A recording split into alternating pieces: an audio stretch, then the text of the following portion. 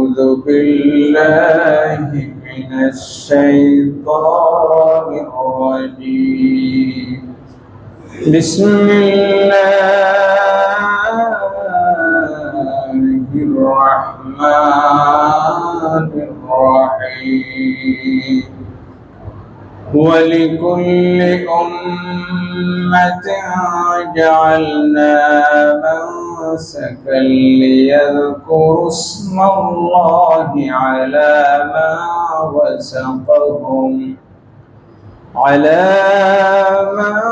رزقهم من بهيمة الأنعام فإلهكم إله واحد فله أسلموا وبشر المخبتين إن الله وملائكته يصلون على النبي يا أيها الذين آمنوا صلوا عليه وسلموا تسليما اللهم صل على سيدنا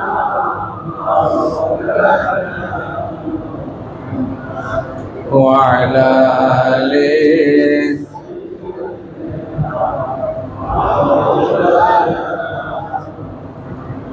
وإساء دین و ایمائی قدردانی مباس دین ما عشق محمد حب او ایمان ما اللهم صل علی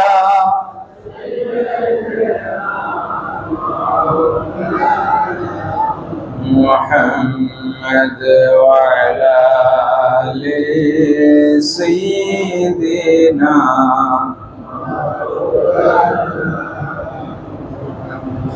مشرق حب محمد مطلع ديوان ما مطلع خورشید عشقش سینه سوجان ما اللهم صل على سيدنا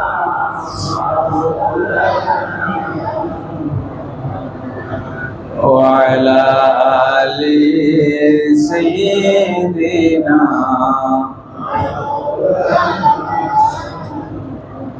لا إله إلا الله لا إله إلا الله لا إله إلا الله لا إله إلا الله لا إله إلا الله لا الله لا إله إلا الله لا إله لا إله إلا الله محمد رسول الله صلى الله عليه وسلم সকলে জবান খুলে বলি আলহামদুলিল্লাহ আর মুহাব্বতের সাথে বলি আলহামদুলিল্লাহ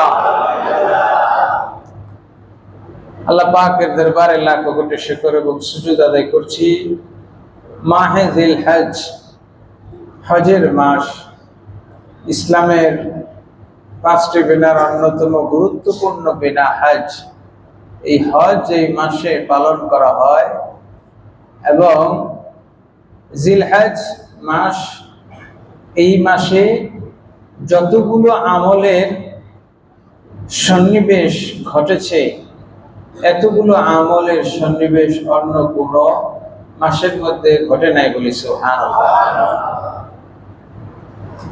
যেমন এই জিলহজ মাসে আরাফার দিন আছে নাকি নেই? জিলহজ মাসে কোরবানির দিন আছে নাকি নেই? জিলহজ মাসে আইয়ামে তাশরিক অর্থাৎ 9 জিলহজ থেকে 13 জিলহজ যে তাকবীর বলা হবে, এই আইয়ামে তাশরিক আছে নাকি নাই? আছে। অর্থাৎ এই জিলহজ মাসে যেমনি ভাবে ফরজ হজের বিধান রয়েছে, তেমনি ভাবে আমাদের জন্য ওয়াজিব কোরবানির বিধানও রয়েছে। সুবহানাল্লাহ।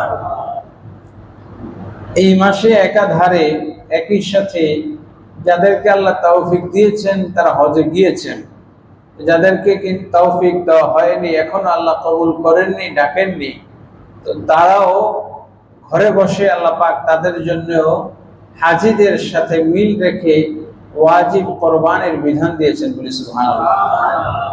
যেমন ধরেন হাজী সাহেবগণ যখন হজে গিয়েছেন, এই মুহূর্তে থেকে অর্থাৎ যখন থেকে এহরাম পরিধান করেছেন তখন থেকে তাদের জন্য চুল দাড়ি নখ কাটা জায়েজ নাকি হারাম? হারাম। তারা এই চুল দাড়ি নখ কাটেন না। ঠিক তদ্রুপ আমরা যারা কোরবানি করার ইরাদা করেছি, কোরবানি যারা করব, আমরাও কিন্তু জিলহজের প্রথম রাত থেকে আমরা নখ কাটা, চুল কাটা, মুছ কাটা বন্ধ রেখেছি না জারি রেখেছি?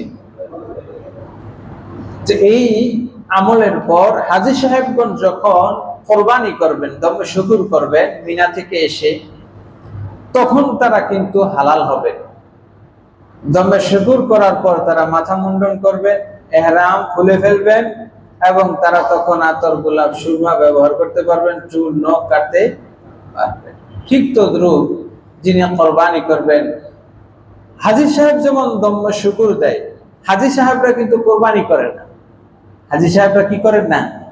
মনে রাখবেন, হাজী সাহেবদের যেই পশু জবাহ করা হয় এটাকে বলা হয় দমে শুকর, শুকরিয়াতান দম করা, রক্ত প্রবাহিত করা। আর আমরা যেটা করছি সেটাকে বলা হয় কোরবানি উযহিয়া। তো হাজী সাহেবগণ যেমনি ভাবে কোরবানির পর হালাল হবেন, ঠিক তদ্রুপ যিনি কোরবানি করবেন, কোরবানি দাতাও কোরবানি করার পর তিনি হালাল হবেন, অর্থাৎ চুল নখ এগুলো কাটতে পারবেন। আল্লাহ সুবহানাহু ওয়া তাআলা আমাদেরকে যে এই আমলগুলো হাজী না হয়েও হজের অনুসরণ করা, হাজী না হয়েও হজের আমলগুলো অনুসরণের তৌফিক দান করুন, সকলে বলে আমিন। হাজী সাহেবগণ আরাফার ময়দানে অবস্থান করে আল্লাহর দরবারে রোনাজারি করে দোয়া করবেন। আমরাও আরাফার দিন আল্লাহর কাছে দোয়া করব, রোজা রাখবো, আল্লাহ পাক কবুল করুন, সকলে বলে আমিন। হাজরিন, আজকে আমরা কোরবানির ঐতিহাসিক প্রেক্ষাপট এবং কোরবানির হাকিকত নিয়ে জানার চেষ্টা করব। আল্লাহ রাব্বুল আলামিন এই কোরবানির মধ্যে যে এত ফজিলত, এত মাহাত্ম্য, এত গুরুত্ব, এত আজমত রেখেছেন, যে কোরবানির পশু নয়, শুধু কোরবানির পশু সাধারণ কোনো পশু নয়। আমার আল্লাহ এই কোরবানির পশুটার ব্যাপারে কোরআনের মধ্যে সূরা আনআমের মধ্যে বলেছেন, ওয়াল বুদনা জাআলনাহা লাকুম শাইরা। সুবহান। ওয়াল বুদনা, বুদনা হলো ওই উটকে বলা হয়, পশুকে বলা হয় যেটি কোরবানির জন্য, দমে শুকুর দেওয়ার জন্য হাজী সাহেবরা আল্লাহর ঘরের দিকে সাজিয়ে নিয়ে যায়। বলেন সুবহান।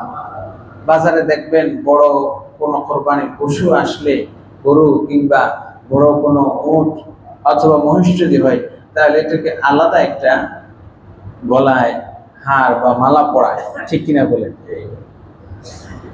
তো এই মালা পরানো শুধু বাজারের গরুর ব্যাপারীরা যে করতো তা না, এটার প্রভিশন আসছে তখন থেকে, যখন পৃথিবীর বিভিন্ন রাষ্ট্র থেকে, বিভিন্ন প্রান্ত থেকে হাজী সাহেবগণ হজের উদ্দেশ্যে রওনা করতেন। তো হাজী সাহেবরা কোন পশুটা, কারণ তাদের সাথে বিভিন্ন পশু, ঘোড়া, গাধা, আবার বাহন হিসেবে উটও থাকতো। তো যেই বাহনটা, যেই প্রাণীটা, পশুটা তিনি কোরবানির জন্য নিতেন, ওইটার উপরে তিনি আরোহণ করতেন না, ওইটাকে আলাদা একটা মালা পরায় নিতেন, ওটাকে বলা হয় কালাইদ। তো সেখান থেকে আপনার এই প্রভিশনটা চলে আসছে যে কোরবানির পশুর গলার মধ্যে মালা পরানো, এবং এটা কেন পরানো হয় এটার কথা আল্লাহ বলছেন, বলবুদনা জাআলনাহা লাকুম শাআইরা। কোরবানির যে পশুটা, এই পশুটা কিন্তু সাধারণ পশু নয়। যখনই এটা আল্লাহর জন্য, রবের জন্য কোরবানি করার জন্য মনোনীত করা হয়, নির্বাচিত করা হয়, এই পশুটা অন্য পশুর থেকে আলাদা হয়ে যায়। সুবহানাল্লাহ। আল্লাহ রাব্বুল আলামিন বলেন, ওয়া মান ইউআযযিম শাআইরাল্লাহি ফাইন্নাহা মিন তাকওয়াল কুলুব। কুরবানির পশুটা এটি শিআরুল ইসলাম, শিআরুল্লাহ। তো কোরআনকে আমরা যেমনি ভাবে তাওযীম করি, খানায়ে কাবা যেমনি ভাবে তাওযীম করি, ইসলামের নিদর্শনগুলো যেভাবে আমরা সম্মান করি, আল্লাহর কোরআন বলে, রাসূলের হাদিস বলে, কোরবানির পশুটাকে সম্মান করা, তাওযীম করা, এটাও তাকওয়ার নিদর্শন। অনেক গুরুত্বপূর্ণ বিষয় কোরবানির পশুকে তাওযীম করা। এটাকে পূজা করা নয়, বরং এটাকে এক্সট্রা একটা সম্মান দেওয়া। আবার বেশি সম্মান দিতে গিয়ে ইহুদিরা, যেমন ইহুদিদেরকে গরু কোরবানি, বাকারা কোরবানি করতে বলা হয়েছিল। কেন? কোরআনুল কারীমের সবচেয়ে বৃহৎ সূরা সূরা বাকারা। এখন ইহুদিদেরকে ওট, ভেড়া, দুম্বা, আরো তো অনেক প্রাণী ছিল, পশু ছিল, সেগুলো জবাই করতে না বলে ইহুদিদেরকে, তাদের লোক মারা গেল, সেই লোকটাকে জিন্দা করার জন্য, জীবিত করার জন্য, বা তার হত্যাকারী প্রমাণ করার জন্য তাদেরকে বলা হয়েছিল কি জবাই করতে বলেন? কথা বলেন। গরু। গরু কি ষাঁড় গরু না গাভী গরু? কথা বলেন। গাভী গরু জবাই করতে বলা হয়েছে না ষাঁড় গরু? গাভী গরু। কারণ কোরআনে যে সূরা বাকারা শব্দ আসছে, বাকারা শব্দের অর্থ হলো গাভী। বাকারা মানে কি? গাভী। গাভী বুঝুন তো আপনারা। আর ষাঁড় গরু মানে হলো সাওর, সাওয়ারা। তো তাদেরকে আল্লাহ রাব্বুল আলামিন যে গাভী জবাই করতে বলছেন, এর কারণও আছে। কারণটা হলো গাভীর প্রতি তাদের একটা এক্সট্রা সম্মান ছিল, এবং গাভীকে তারা পূজা করত। তখন মুসা আলাইহিস সালাতু ওয়াস সালাম যখন তুর পাহাড়ে গেলেন, ওই সময় তারা একটা বাছুর তৈরি করেছিল স্বর্ণ দিয়ে। ঠিক কিনা বলেন? করছে না? এই স্বর্ণ দিয়ে বাছুর তৈরি করে সেটা তারা পূজা করলো। পূজা করার পর থেকে এই যে গাভীর প্রতি, গরুর প্রতি তাদের ধীরে ধীরে একটা রেসপেক্ট বেড়ে গেল, এবং রেসপেক্ট থেকে, সম্মান থেকে এটার প্রতি এক্সপেকটেশন বেড়ে গেল, যে এটা বুঝি অনেক কিছু দিতে পারে।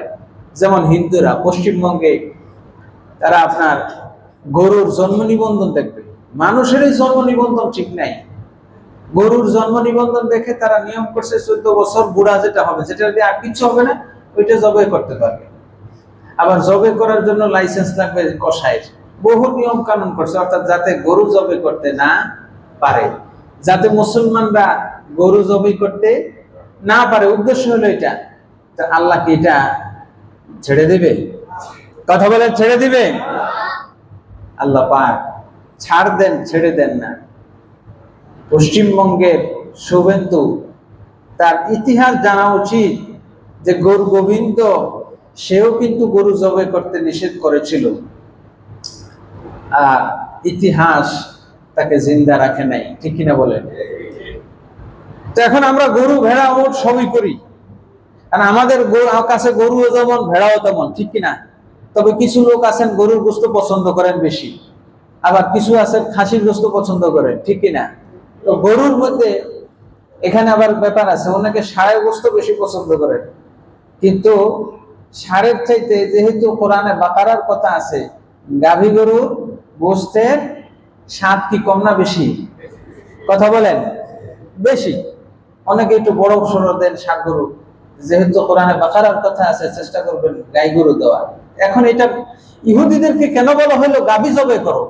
কারণ তারা গাভীটাকে বানায়া এটার পূজা করছে, এটারে এমন মাথার উপরে নিছে। এই জন্য আল্লাহ বলছেন যে উট বলো, দুম্বা বলো, মানুষ দিলেও হবে না জবাই করলে, গরুই দিতে হবে। ওই গাভী দিতে হবে, কারণ এই গাভীর প্রতি তোমাদের বেশি কি টান, বেশি সম্মান, বেশি এটার প্রতি টান, যেহেতু এটারই কোরবানি করতে হবে। তাহলে কি বোঝা গেল? যেটার প্রতি আপনার বেশি টান থাকবে, যেটার প্রতি আপনার বেশি মহব্বত থাকবে, ওইটাকেই কোরবানি করা, ওটাকেই ত্যাগ করা, ওটাকেই বিসর্জন দেওয়া, ওটাকেই উৎসর্গ করার নামই হলো কোরবানি, ওটাকে স্যাক্রিফাইস করা। কোরবানি শব্দের অর্থ কি? নৈকট্য লাভের জন্য কোন বস্তু দান করা। কিসের জন্য? বুঝতে হবে, কিসের জন্য? নৈকট্য লাভ করার জন্য। নৈকট্য লাভ, কুরবত হাসিলের জন্য। দুইজন দুই জায়গায় আছে, পর্দা মাঝখানে আছে, একজন পর্দার ওই পাশে, আরেকজন ওই পাশে, কিংবা ঘরের বাহিরে আপনার কাঙ্ক্ষিত মেহমান দাঁড়িয়ে আছে দরজার ওই পাশে, আর আপনি ভিতরে আছেন। দুইজনের নৈকট্য, দুইজন কাছাকাছি হইতে হলে দরজাটাকে কি করতে হবে? খুলতে হবে। এই দরজাটা খোলা, এটা হলো কোরবানি। এটা হলো কুরবতের পথে, নৈকট্য লাভের পথে যে জিনিসটা অন্তরায়, আল্লাহ এবং বান্দার মাঝে নৈকট্য লাভের ক্ষেত্রে যে জিনিসটা অন্তরায়, ওই জিনিসটা বিসর্জন দেওয়ার নামই হলো কি? এই জন্য আল্লাহ পাক এই শব্দটা কোরআনের মধ্যে এনেছেন। সূরা মাইদা 27 নম্বর আয়াতে আল্লাহ পাক বলেন, ওয়াতলু আলাইহিম নাবা আবনা আদম نبأ ابن آدم بالحق إذ قربا قربانا فتقبل من أحدهما ولم يتقبل من الآخر। হে রাসূল, আপনি বলে দিন আপনার উম্মতদেরকে, যখন নবী আদম আলাইহিস সালাতু ওয়াস সালামের দুইজন সন্তান তারা আল্লাহর জন্য কোরবানি করলো, এখন কোরবানি করার জন্য তাদের দুইজনের কোরবানির ইতিহাস মোটামুটি আমরা অধিকাংশই 99% জানি না, কিন্তু এই কোরবানির মধ্যে যে রহস্য, গুড় রহস্য, এটা আমরা জানি না। হাকিকতটা হলো, হাবিল যে কোরবানিটা করেছে, তার বকরির পালের মধ্যে, ভেড়ার পালের মধ্যে যেটা সর্বোৎকৃষ্ট, সবচেয়ে মোটা তাজা, সবচেয়ে ভালো যে প্রাণীটা, সেই প্রাণীটা সে দিয়েছে। কাবিল করেছে কি? তার শস্য ভান্ডার, ক্ষেত খামারের মধ্যে, শস্য ভান্ডারের মধ্যে চিটা ফাটা ধান যেগুলো ছিল, অর্থাৎ যেই খাবারগুলো, খাবারের যেই শস্যগুলো খাবার উপযোগী ছিল না, এই কাবিল সেই খাবারগুলো, সেই শস্যগুলো দান করলো। আল্লাহ পাক কোরআনের মধ্যে বলছেন, ক্বালা ইন্নামা ইয়াতাকাব্বালুল্লাহু মিনাল মুত্তাকিন। শুনো, নিশ্চয়ই আল্লাহ পাক যে তাকওয়ার সাথে আল্লাহর নৈকট্য অর্জনের জন্য দান করে, তার দানটা, তার কোরবানিটা কবুল করে। সুবহানাল্লাহ। আমরা কোরবানি করব, গোশত কম বেশি যিনি কোরবানি করবেন তিনিও খেতে পারবেন, যিনি না করবেন তিনিও খেতে পারবেন। আর পশ্চিমবঙ্গে যারা কোরবানি করতে বিভিন্ন ধরনের আইন করে মানুষকে, মুসলমানদেরকে কোরবানি থেকে নিবৃত্ত করার চেষ্টা করছে, আল্লাহ রাব্বুল আলামিন সেই মুসলমানদেরকেও কোরবানি করার তৌফিক দান করুন বলি আমিন। কোরবানি অর্থাৎ আল্লাহর সন্তুষ্টির জন্য কোন পশু, কোন জন্তুকে জবাই করা, এটাকে বলা হয় কোরবানি। যদিও বিভিন্ন ধর্মে পশু বলির কথা আছে, ইহুদি ধর্মে বলেন, খ্রিস্ট ধর্মে বলেন, নেপালেও প্রতি বছর 5 থেকে 6 লক্ষ গরু, তাদের একটা উৎসব আছে গাধী মাই, এই উৎসবের সময় তারা গরু, আপনার পাঠা, এগুলো বলি দেয়। এগুলাকে একদিক থেকে তাড়ায় নেওয়া যায়, আর দৌড়ানো অবস্থায় এদের মাথাগুলো দেহ থেকে আলাদা করে দেয়। তো তাদের দেশে যদি এত গরু তারা বলি দিতে পারে, সেগুলো কোরবানি নয়। এত গরু বা এত গাভী, এত পাঠা তারা যদি বলি দিতে পারে, তো মুসলমানরা করতে কি সমস্যা আছে? কথা বলে, সমস্যা আছে না। এই প্রাণীগুলোকে আল্লাহ তাবারক ওয়া তাআলা মানুষদের জন্য অনুগামী বানিয়েছেন। রাসূল সাল্লাল্লাহু আলাইহি ওয়াসাল্লামকে প্রশ্ন করা হলো, ইয়া রাসূলুল্লাহ, আমরা যে কোরবানি করি, এই কোরবানির ফজিলত কি? আন যায়েদ ইবনে আরকাম সুইলা রাসূলুল্লাহ সাল্লাল্লাহু তাআলা আলাইহি ওয়াসাল্লাম মা হাযিহিল আদাহি ইয়া রাসূলুল্লাহ, ক্বালা বিকুল্লি শাওরাতিন হাসানা। নবীজিকে প্রশ্ন করা হলো, ইয়া রাসূলুল্লাহ, আমরা যে কুরবানি করি, কুরবানি করার মাধ্যমে লাভ কি? পশু জবাই করার মাধ্যমে কি লাভ? নিজের পয়সায় পশু কিনি, নিজের পালিত পশুটা জবাই করলাম, জবাই করার পর এই পশুটার গোশত নিজেই খেলাম, প্রতিবেশীকে দান করলাম, অতিথি মেহমান আত্মীয় স্বজন সবাইকে দিলাম, কিন্তু আমার এতে কি লাভ, কি সওয়াব? আল্লাহ রাব্বুল আলামিনের পেয়ারা হাবিব বলেন, শোনো, তুমি নিজেই খাও, নিজেই দান করো, নিজেই পরিধান করো, কিংবা তুমি যা কিছু করো না কেন, যখন এই পশুটা জবাই করার সময় আল্লাহর নৈকট্য হাসিল উদ্দেশ্য করবা, আল্লাহ রাব্বুল আলামিন ওই প্রাণীটা জবাই করার রক্তের ফোঁটা জমিনে পড়ার আগে আগে তোমার জীবনের সমস্ত সগীরা গুনাহগুলোকে মাফ করে দিবে। শুধু তাই নয়, বিকুল্লি শাওরাতিন হাসানা, ওই পশুটার গায়ের মধ্যে যতগুলো পশম থাকবে, আমার আল্লাহ রাব্বুল আলামিন প্রতিটি পশমের বিনিময়ে তোমার আমলনামায় 1 থেকে 10 গুণ আমলনামার মধ্যে নেকি দান করবে। এক সাহাবী উঠে প্রশ্ন করলেন, ইয়া রাসূলুল্লাহ, ফাসুফু ইয়া রাসূলুল্লাহ,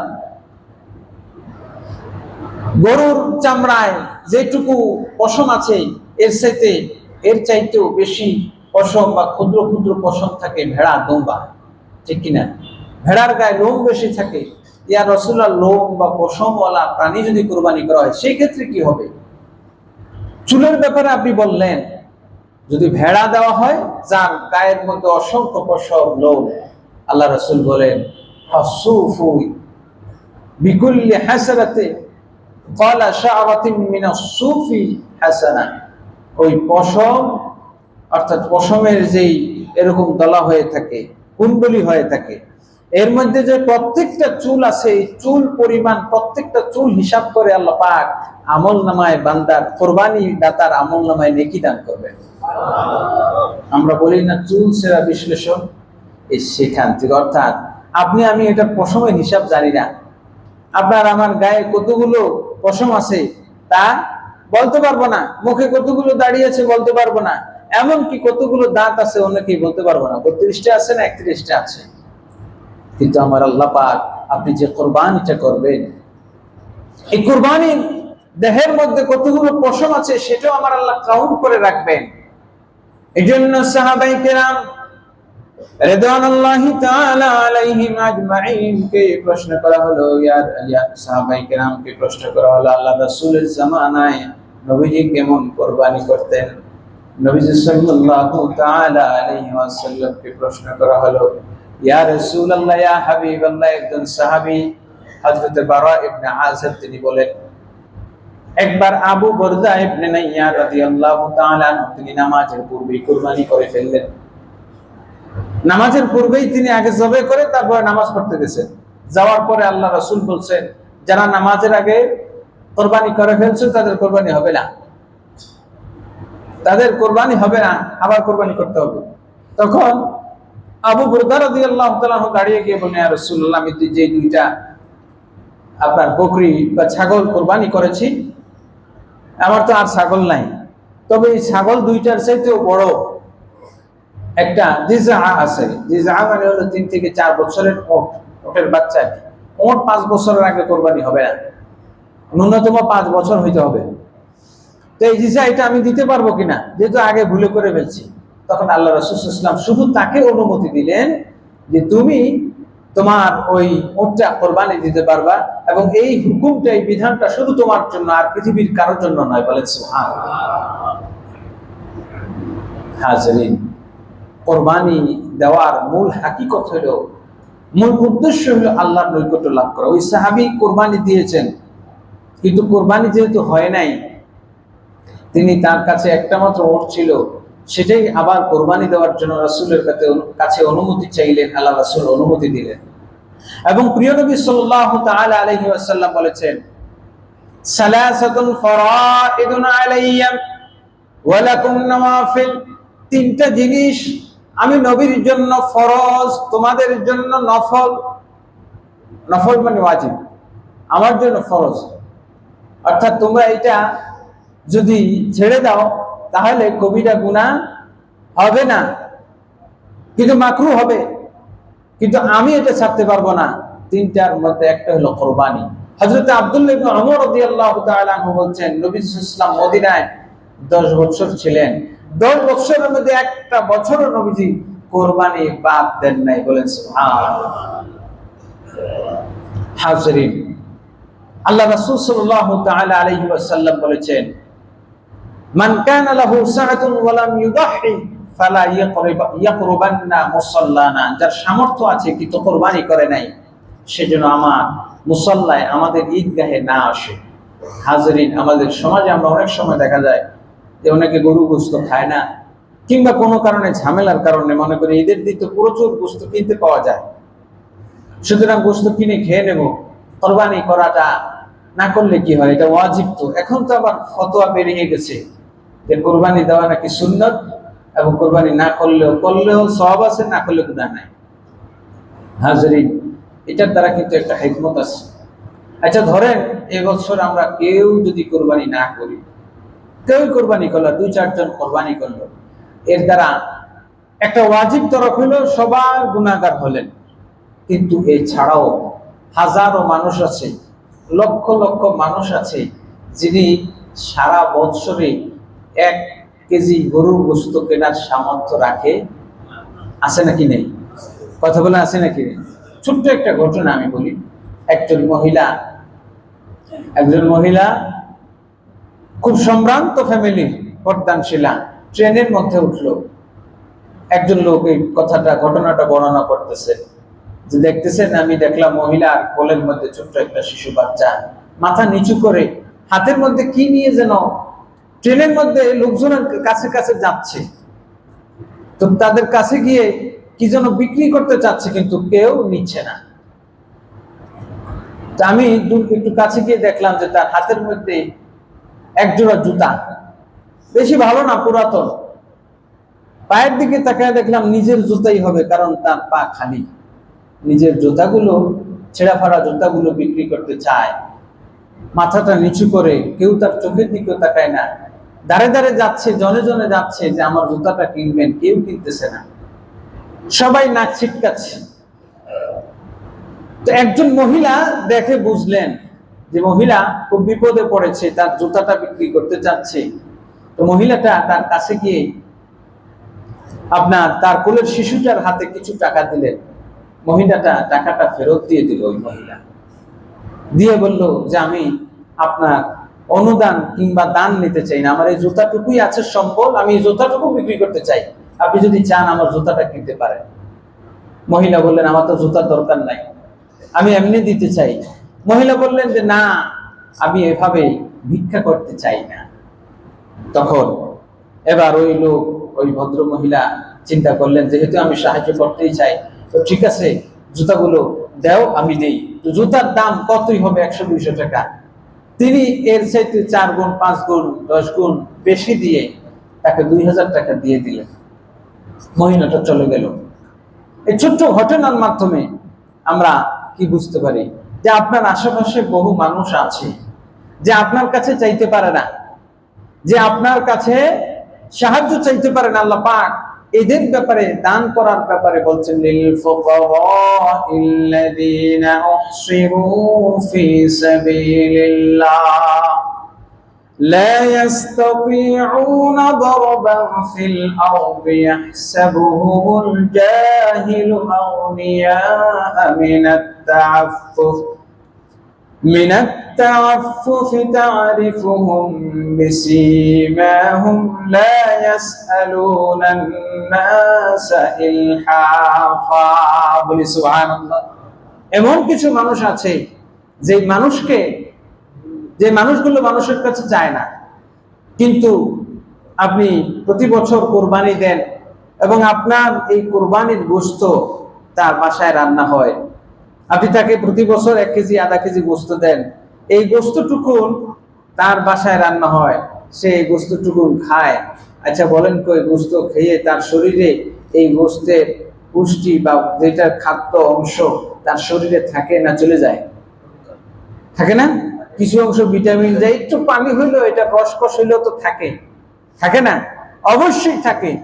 তো এই আপনার দেওয়া, আপনার দানের দেওয়া, আপনার এইটুকু গোশত দিয়ে আপনি একজন বান্দাকে দিলেন, যতদিন পর্যন্ত তার দেহে এই গোশতের কোনো একটা খনিজ পদার্থ, কোনো একটা আয়রন কিংবা ভিটামিন, কোনো একটা পুষ্টিগুণ তার দেহে যতদিন পর্যন্ত থাকবে, ওই যে বলছি যে ভেড়ার পশমের হিসেবের মতো যতদিন থাকবে, ততদিন পর্যন্ত ওই বান্দা যতটা নেক আমল করবে, তার আমলের একটা সওয়াব আপনার আমল নামায় পৌঁছে যাবে বলি সুবহানাল্লাহ।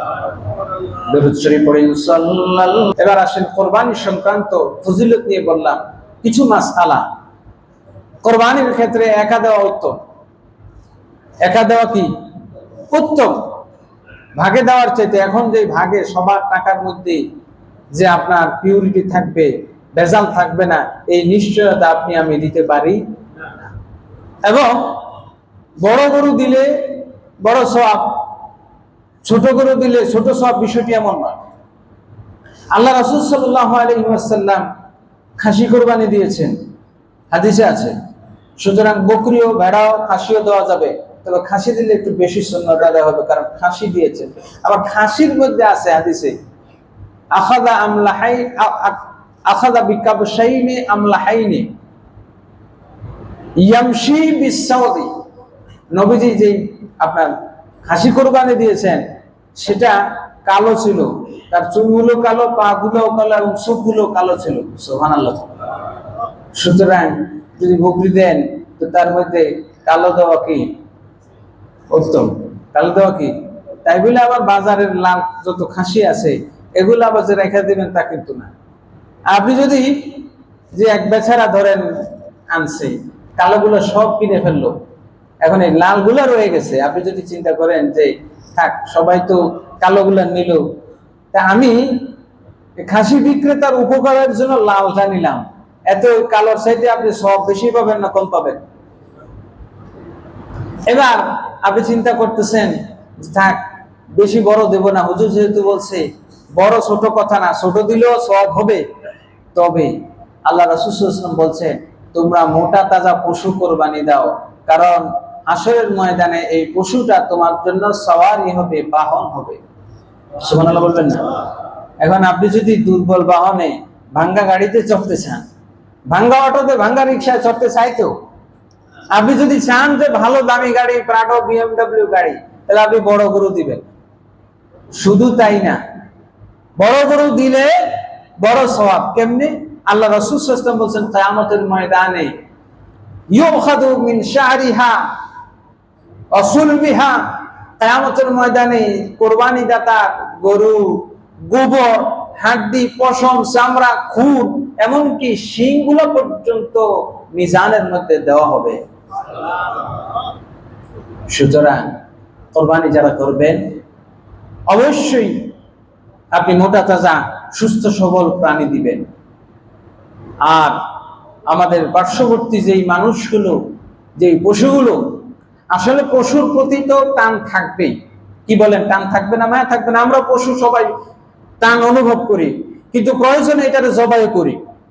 কিন্তু যেই মানুষগুলো পশুর প্রতি অতি টান, পশুরে জবাই করতে চায় না, এই মানুষগুলোকে কোনোভাবেই মানুষ বলা যায় না পশু ছাড়া। কথা বলেন ঠিক কিনা? কারণ এগুলো পশু ছাড়া কিছু না। পশু নিজেও চায়, পশু নিজেও চায় যে মানুষ আমাকে জবাই করুক, আমাকে ভোগ করুক। একটা গাছ সে চায় আমার ফলগুলো মানুষ খাক। কথা বলেন ঠিক কিনা? একটা গাছের জীবনের সার্থকতা এটাই, গাছ থেকে যখন আপনি ফল পাড়বেন এবং আলহামদুলিল্লাহ বলবেন, গাছের প্রতি কৃতজ্ঞতা জানাবেন, এই গাছটা খুশি হয়, খুশি হয়। আপনি দেখবেন গরুকে দুধ দহন করার সময় তাকে যখন আদর করা হয় তাকে খুশি হয় না? একটা গরুর মধ্যে আপনি যে না এর দুধ দহন করা যাবে না, তাহলে গরু কি বাঁচবে? বাঁচবে না। তদ্রূপ এই পশুগুলোকে আল্লাহ পাক আমাদের জন্য অনুগামী করেছেন। আমরা কোরবানি করব সাধ্য মতো। প্রথম বিষয় হলো যারা কোরবানি করব নিয়তটাকে বিশুদ্ধ করে নেব। আল্লাহ বলছেন লা ইয়ানালুল্লাহা লুহুমুহা ওয়ালা দিমাউহা, কোরবানির পশুর রক্ত গোশত কিচ্ছু যায় না। এগুলো সারা বছর শুটকি বানায় তুমি ফ্রিজে রেখে রেখে খাও, অসুবিধা নাই, কিন্তু কোরবানিটা করো আল্লাহ সন্তুষ্টির জন্য। কার জন্য বলেন? কার জন্য? আমরা কোরবানি করব কার জন্য? হাত তুলে দেখেন, নারে তাকবীর, নারে তাকবীর, আল্লাহু আকবার। এবং কোরবানির হাটে গিয়ে বেশি বেশি তাকবীর দেব। এই 10 দিনের আমলের মধ্যে আমরা 3টা আমলের কথা বলবো। 1 নম্বর হলো আমরা বেশি বেশি তাকবীর।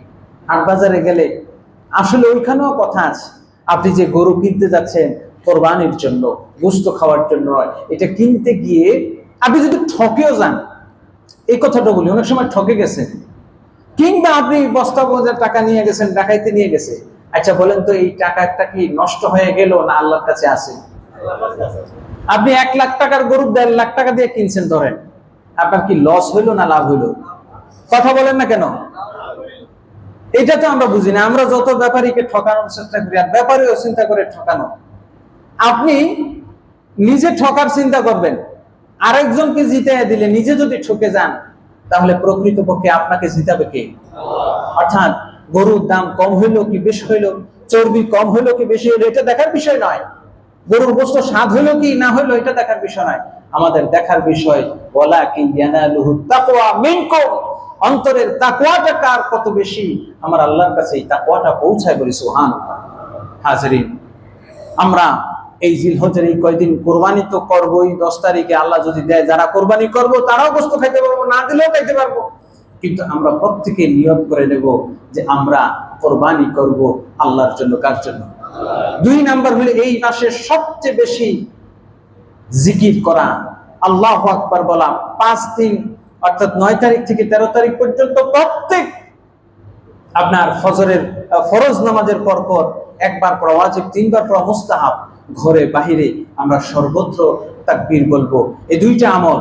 3 নাম্বার হলো আমরা আপনার আগামী মঙ্গল এবং বুধ, এই 2টা দিন, বুধবার ইয়াউমে আরাফা আমাদের হিসেবে, আমরা মঙ্গল বুধ এই 2টা দিন রোজা রাখার চেষ্টা করব। আল্লাহ রাসূল বলেছেন, সিয়ামু ইয়াউমা আরাফা আহতাসিবু আলাল্লাহি আন ইউকাফিরা আস-সানাতা মা ক্বাবলাহু ওয়া মা বা'দাহু।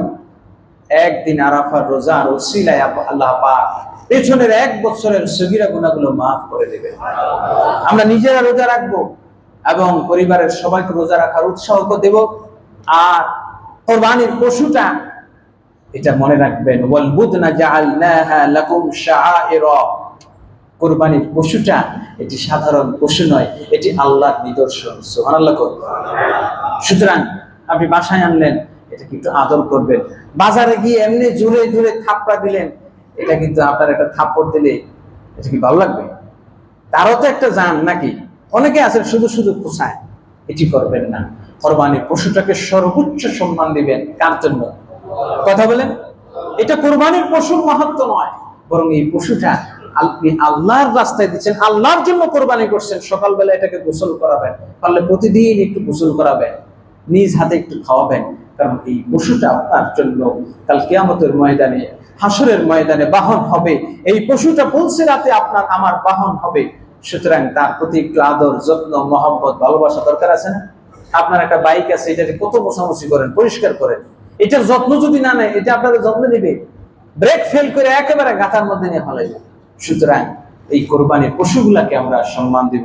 আর বেশি দিয়ে কিনেন, কম দিয়ে কিনেন, যা দিয়ে কিনেন, 5,000 টাকা ছোট্ট একটা ভেড়া কিনেন, তারপরেও এটা আল্লাহর জন্য দিচ্ছেন। সুতরাং এই পশুগুলো আল্লাহর নিদর্শন, আমরা আল্লাহর জন্য কোরবানি করবো। আল্লাহ কবুল করুন, বলি আমিন। আমাদের সভাপতি সাহেব আমাদের ঈদের জামাতের ব্যাপারে বলবেন, তার আগে আমরা কোরবানির বর্জ্য সংক্রান্ত এই বিষয়টা, ওই যে বললাম আপনি, হ্যাঁ, এই বিষয়ে ইনশাল্লাহ বলবো। আমাদের জামাতের ব্যাপারে আপনাদের সবাইকে আমাদের সভাপতি সাহেব, কমিটির পক্ষ, আগামী বৃহস্পতিবার ইনশাআল্লাহ ঈদুল আজহার জামাত আমাদের অত্র মসজিদে 7:30 বলেন কয়টায়? 7:30। যেহেতু আপনাদের সকালবেলায় আপনারা একটু সময় পাবেন, কোরবানির পশুটা আপনি গোসল করার আগে একটু গোসল দিয়ে নেবেন, তাহলে এই সময়টাতে একটু আমাদের সুবিধা হলো। আপনি আগে এই কোরবানির পশুটাকে নিজ হাতে গোসল দিবেন, আপনি যেটুকু পারেন একটু পাইপ দিয়ে আপনি যারা দিবেন কোরবানির পশুটা গোসল দিবেন। আর যে বিষয়টা হলো পরিষ্কার পরিচ্ছন্নতা, আল্লাহ রাসূল বলেছেন, ইমাতাতুল আযা আনিত তরিক, ইমানের 70টা শাখার, ইমানের শাখার একটা হলো রাস্তা থেকে কষ্টদায়ক বস্তু সরিয়ে দেওয়া। এটা ইমানের অংশ, ইমানের অঙ্গ। আপনি রাস্তার মধ্যে গোবর, রক্ত এগুলো ফেলে রাখলেন, আরেকজন মানুষকে কষ্ট দিলেন, এটা ঈমানের খাতরা হবে। সুতরাং আমরা এই কাজটি করব না। আর দুইটি মাসালা বলে শেষ করছি। একটি হলো যে কোরবানির সাথে আকিকা, মানতের আর এরপরে নিয়তের দম, যে কোনো অংশই আপনারা একসাথে 7টা গরু মোটে মহিষে দিতে পারবেন 7 নাম। আর আরেকটি বিষয় হলো, একজন ব্যক্তি একটা গরু কিনলেন, তার পরিবারে 2 জন 3 জন 5 জন সদস্য, 5 জন সদস্য বা 6 জনের নাম দিলেন, আরেকটা নাম আছে দেওয়া। আল্লাহ রাসূল সাল্লাল্লাহু আলাইহি ওয়াসাল্লাম যখন কোরবানি করছেন, 2টা ভেড়া 2টা ছাগল কোরবানি করছেন, আল্লাহ রাসূল বলেছেন, আল্লাহুম্মা লাকা ওয়া মিনকা তাকাব্বাল মিন মুহাম্মদ ওয়া আলি মুহাম্মদ ওয়া উম্মতি মুহাম্মদ। হে আল্লাহ, আপনি মুহাম্মদ সাল্লাল্লাহু আলাইহি ওয়াসাল্লামের পক্ষ থেকে, তার পরিবার এবং তার উম্মতের পক্ষ থেকে যারা কোরবানি করেন নাই, তাদের পক্ষ থেকে কোরবানি কবুল করুন। তাইলে আপনার আমার পক্ষ থেকে, আমরা যারা কোরবানি দিতে পারি নাই, তাদের পক্ষ থেকে আল্লাহ রাসূল কি করেছেন? কোরবানি করেছেন। তো আল্লাহ যদি আপনাকে সামর্থ্য দিয়ে থাকে, একটা পশু আপনার ওট গরু, হ্যাঁ, মহিষ দিয়ে থাকেন, তো 7 নাম দেওয়ার, একটা নাম আল্লাহ রাসূলের নামে দেওয়ার চেষ্টা করবেন। কথা বুঝতে পারছেন? আর সর্বোপরি শেষ কথা হলো কোরবানির চামড়া। আমার অনেকেই আছে চামড়া নিয়ে ব্যবসা করে, আসলে এই চামড়াটা গরিব দুঃখীদের হক। যে ভাইরা ব্যবসা করেন, আল্লাহর ওয়াস্তে আপনি গরিব দুঃখীদেরকে কম দিবেন না। 200, 250, 300 টাকার নিচে বেশি পাওয়া যায় না, 400 টাকার বেশি পাওয়া যায় না। তো অনুরোধ করব, আপনারা এটা উপযুক্ত মূল্য দিবেন এবং এই মূল্যটুকু যথাযথ জায়গায় দিবেন। বিশেষ করে সারসিনা লীলা বোর্ডিং আছে, আশেপাশের মাদ্রাসাগুলো আছে, এগুলোতে দিবেন। দিনী তালাবে ইলমরা, অনেক কওমি মাদ্রাসা আছে, দিনিয়া মাদ্রাসা আছে, এই চামড়ার টাকায় তাদের সারা বছরের খোরাকি হয়। আমি অনুরোধ করব আপনারা এই চামড়াটা আপনারা এই মাদ্রাসা প্রতিষ্ঠানগুলোতে দিবেন। বিশেষ করে আমাদের ইসমাইল ভাই, মান্নান ভাই সহ, ফজলু ভাই সহ, তারা চামড়াগুলো নিয়ে থাকেন। আপনারা উপযুক্ত মূল্যে কিংবা বিনামূল্যেই মাদ্রাসাগুলো দিয়ে দিবেন। আল্লাহ পাক আমাদের সকলের কোরবানি কবুল করুন। সকলে বলি আমিন। আরো জোরে বলি আমিন। জিলহজের এই 10 দিনের কোরবানির আমল, আইয়ামে তাশরিকের আমল, আরাফাতের রোজার আমল, দান সদকার আমল আর তাকবীরের আমলগুলো আমরা বেশি বেশি যাতে করতে পারি, আল্লাহ পাক কবুল করুন। সকলে বলি আমিন। ওয়া আখিরু দাওয়ানা আলহামদুলিল্লাহি রাব্বিল আলামিন।